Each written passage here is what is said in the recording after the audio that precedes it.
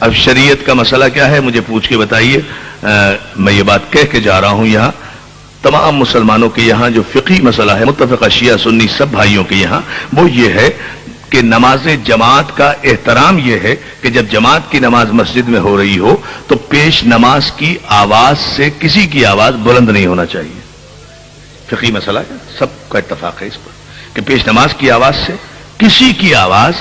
بہت بیدار ہو کر آمادہ ہو کر دوستو آپ کو سننا ہے کسی کی آواز بلند نہیں ہونا چاہیے پیش نماز کی آواز سے. دوران نماز بھی بلند نہیں ہونا چاہیے اس کی آواز سے. جو پیش نماز ہے آپ جیسا ہے بشر ہے خاکی ہے گناہگار ہے لیکن اس کا ڈیکورم یہ ہے اس کا پروٹوکول یہ ہے اس کا سلیقہ یہ ہے کہ اس کی آواز سے کسی ماموم کی مقتدی کی جو اقتدا کر رہا ہے اس کی جماعت کی آواز بلند نہیں ہونا چاہیے. میں بار بار زور دے رہا ہوں اس پر کاش میں یہ سمجھا سکوں اور آپ بیدار ہو کر سمجھ لیں. ایک لطیف سا اشارہ ہے یہ فقہی مسئلہ ہے کہ جو آگے کھڑا ہوا ہے اس کی آواز سے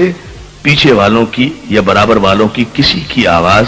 بلند نہیں ہونا چاہیے. جب یہ طے ہو گیا مسئلہ عزیزان محترم تو پھر ملت اسلامیہ سے میرا سوال یہ ہے کہ جب یہ مسئلہ ہے کہ پیش نماز کی آواز بلند ہونا چاہیے مقتدی کی آواز سے اور کسی نمازی کی آواز بلند نہیں ہونا چاہیے پیش امام کی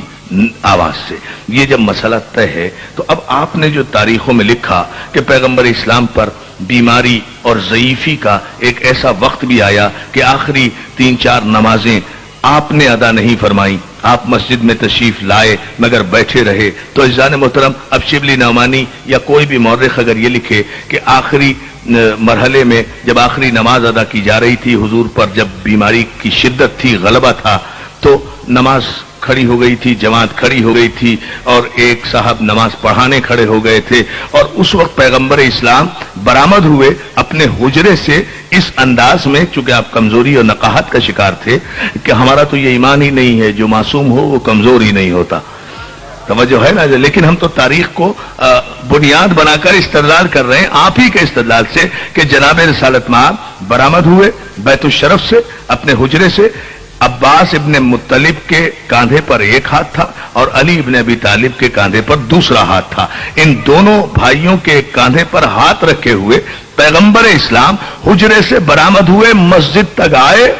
اور جب سرکار کے آنے کی آہٹ پیش نماز کو ہوئی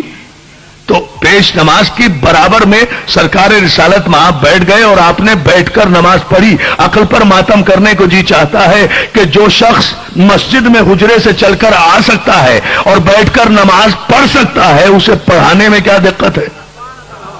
پہلے تو منطق کی کسوٹی پر اسی کو کس لیں بھائی نماز پڑھنے اور پڑھانے میں کیا فرق ہے, جو پڑھے گا وہی تو پڑھائی جائے گی.